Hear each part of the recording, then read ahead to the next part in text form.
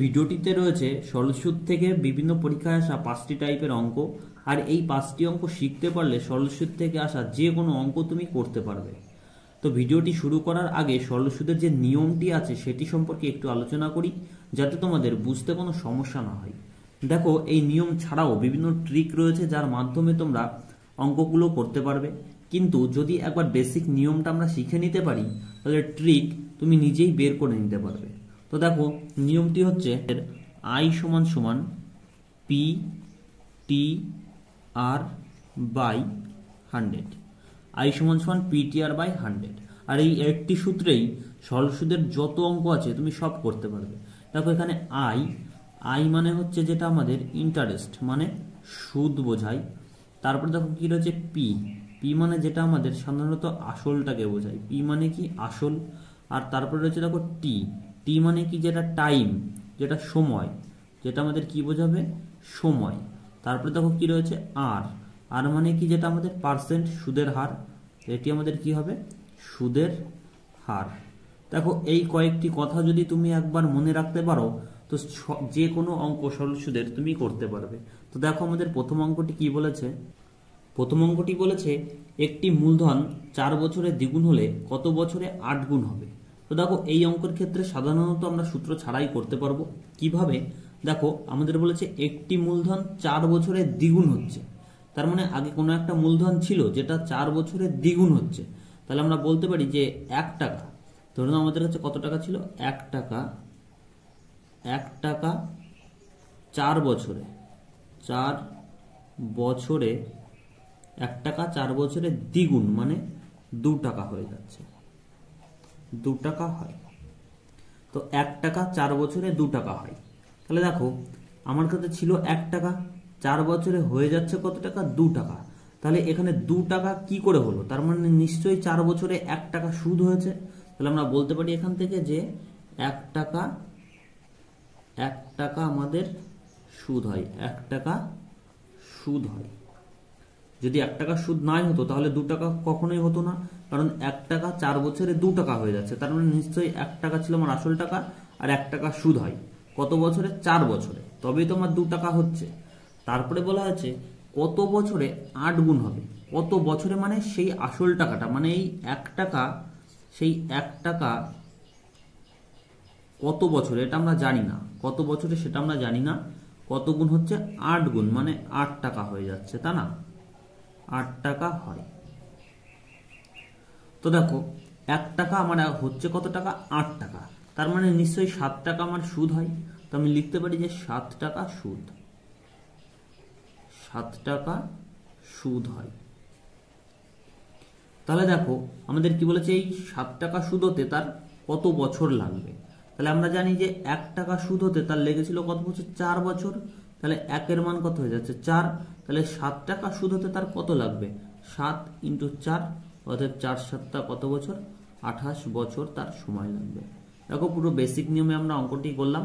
আশা করি তোমাদের কারোর বুঝতে কোনো সমস্যা হবে না। তো এর উত্তরটি হয়ে যাবে 28 বছর। দেখো, দ্বিতীয় অঙ্কটি আমাদের কি বলেছে? বার্ষিক সুদের হার 5% থেকে বেড়ে 6% হওয়ায় প্রাপ্ত সুদ 20 টাকা বাড়লো। তাহলে আসল কত টাকা? তাহলে দেখো, এখানে আমরা আসলটা জানি না, কিন্তু আমাদের বলা রয়েছে যে 5% থেকে বেড়ে 6% সুদ হলে আমাদের 20 টাকা বেড়ে যাচ্ছে। তাহলে আগে ছিল আমার কত সুদের হার? 5%। এটা ছিল আগে, আর এখন হয়ে যাচ্ছে কত? 6%। তাহলে দেখো, এখানে সুদের হার কত বেড়ে যাচ্ছে? 1% বেড়ে যাচ্ছে। তো এখানে 1% বাড়ছে জন্যেই আমার সুদ 20 টাকা বেড়ে যাচ্ছে। তোমরা বুঝতেই পারছো। তাহলে 1%-এর মান যদি 20 টাকা হয়, তাহলে 1-এর মান কত? ইন্টু আমরা বলতে পারি যে 100-র মান কত? ধরে নাও 100 আমাদের কত ছিল? আসল টাকা ছিল। তাহলে 100-তে যেটা বেরোবে সেটা আমাদের কি হয়ে যাবে? আসল টাকা হয়ে যাবে। তো এখান থেকে দেখো আমরা কত পেয়ে যাচ্ছি? 2000 টাকা। তো দেখো, 2000 হয়ে যাবে এই কোশ্চেনটির উত্তর। দেখো, 3 দাগের অঙ্কটি কি বলেছে? বার্ষিক সুদের হার এবং সময় সমান হলে 2000 টাকার সরল সুদ যদি 18 টাকা হয়, তবে সুদের হার কত? তোমরা প্রশ্নটা ভালো করে পড়ে নেবে সব সময়, যে বার্ষিক সুদের হার ও সময় সমান, তাহলে 2000 টাকা। তো দেখো আমাদের আসল এখানে কত দেওয়া রয়েছে? আসল আমাদের দেওয়া রয়েছে 2000 টাকা। আর আমাদের সুদ, যেটা সুদ আমাদের কত দেওয়া রয়েছে 18 টাকা। আর আমাদের বলা রয়েছে সুদের হার মানে আর এর মান আর সময় আমাদের সমান। আর এর মান আর সময়, টি মানে কি সময়, যেটা আমি প্রথমেই বলে আসলাম, এই দুটো আমার সমান। তাহলে আমি এটাকে এক্স বা এ তোমাদের ইচ্ছা যা ইচ্ছা ধরে নিতে পারো।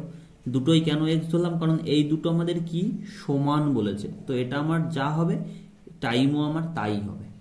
তারপরে দেখো আমাদের কি জানতে চেয়েছে যে সুদের হার কত। তো দেখো এখানে আমরা সূত্রটা অ্যাপ্লাই করতে পারি, যে আমরা সূত্র কি জানি যে আই সমান সমান পি টি আর বাই 100।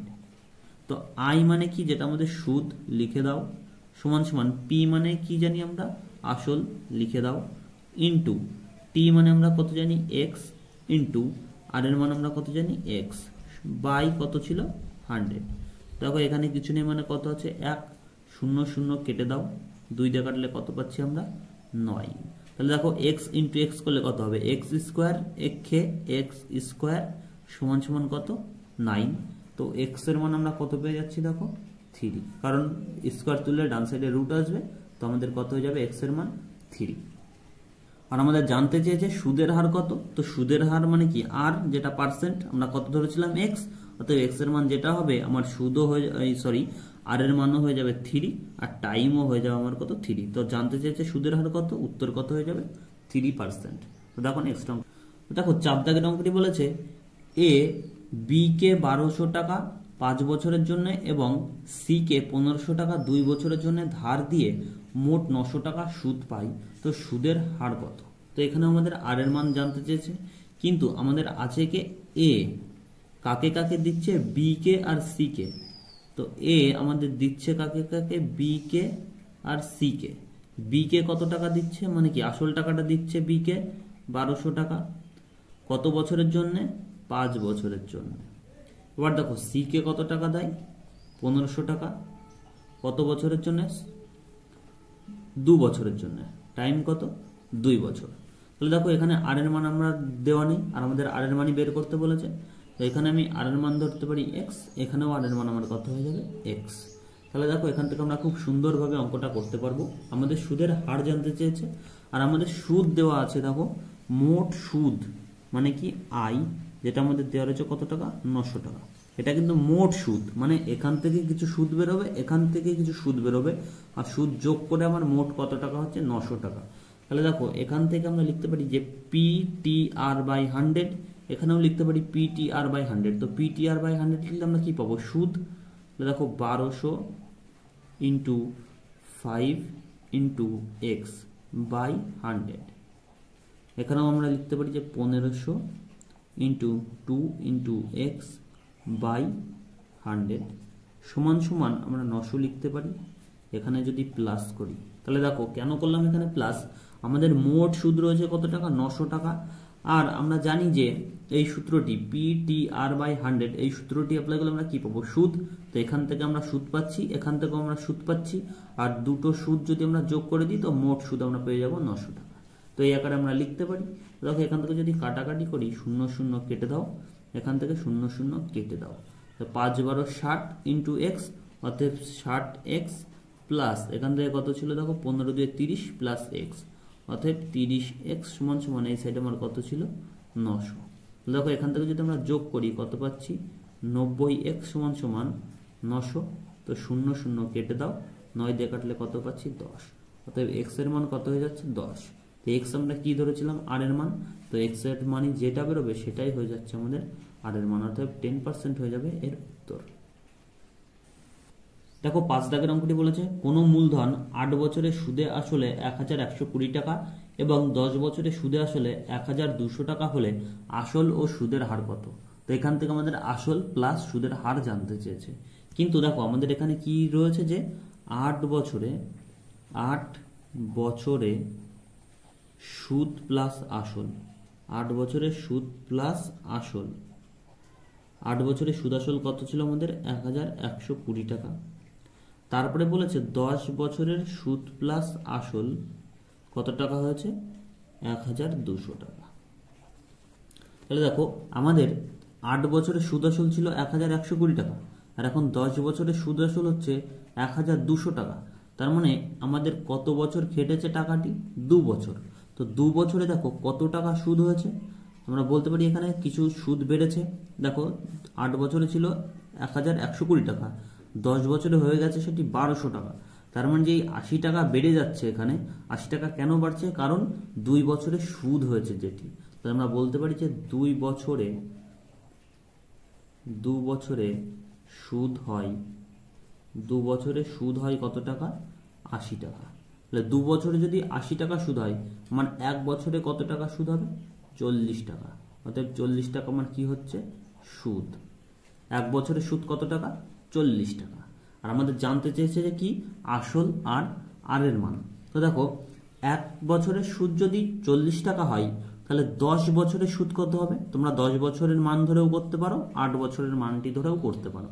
তো দেখো 1 বছরের সুদ যদি 40 টাকা হয়, তাহলে 10 বছরের সুদ কত হবে? 400 টাকা। 40 × 10 সমান কত টাকা? 400 টাকা। তো দেখো 10 বছরের সুদ আমি পাচ্ছি কত টাকা? 400 টাকা। আর 10 বছরের সুদ আসল আমার দেওয়াই রয়েছে। তাহলে 10 বছরের সুদ আসলের থেকে 10 বছরের সুদ আসলের থেকে যদি 10 বছরের সুদ বাদ দিয়ে দিই, তাহলে আমরা কি পাবো? আসল টাকাটি পেয়ে যাব। তো আসল কত হয়ে যাচ্ছে? 800 টাকা। 800 টাকা আমার কি? যেটি আসল। তো আসল আমরা পেয়ে গেছি।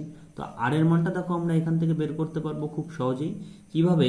দেখো আসল আমরা পেয়ে গেছি, আর এই 400 টাকা কি ছিল? আমার 10 বছরের সুদ। তাহলে টাইমও পেয়ে যাচ্ছি 10 বছর। তাহলে PTR/100 আমরা করতে পারি যে 400 টাকা, এটি কি আমাদের সুদ, সমান আসল আমাদের 800 টাকা ইন্টু 10 বছর। আর আর এর মান আমরা জানি না, আর এর মানটাকে আর রেখে দাও। এখান থেকে 100 কাটাকাটি করলে দেখো আমরা কত পাবো? 0 0 কেটে দাও, 8 দিয়ে কাটলে পরে আমরা পাচ্ছি 5। তো এখানে কিছু নেই, মানে কত ছিল? 1। অতএব আর এক্ষে আর সমান 5 এক্ষে 5। অতএব আর এর মান কত হয়ে যাচ্ছে? 5%। তো আসল আমাদের 800 টাকা, আর সুদের হার কত আমাদের? 5%। তো এটি হয়ে যাবে উত্তর। তো কেমন লাগলো বন্ধুরা? ভালো লাগলে অবশ্যই চ্যানেলটিকে সাবস্ক্রাইব করবে এবং তোমার বন্ধুদেরকেও শেয়ার করবে।